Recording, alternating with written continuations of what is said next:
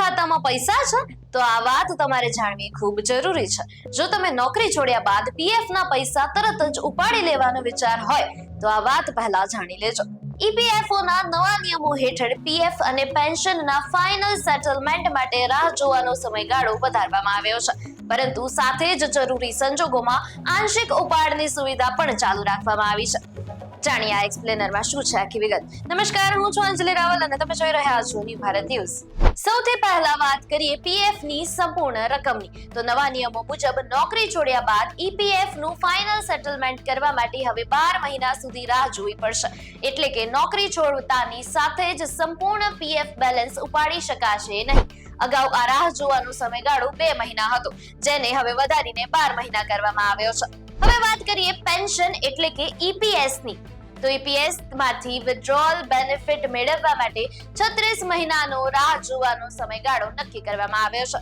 એટલે પેન્શન ફંડની રકમ માટે પણ તરત વિથડ્રોઅલ શક્ય નહીં બને. પરંતુ તેનો અર્થ એવો નથી કે જરૂરિયાતના સમયે પીએફ ના પૈસા બિલકુલ નહીં મળે. તબીબી જરૂરિયાત, શિક્ષણ, લગ્ન, રહેઠાણ અને અન્ય જરૂરી સંજોગો માટે પાર્શિયલ વિથડ્રોઅલ એટલે કે આંશિક ઉપાડની સુવિધા ચાલુ છે.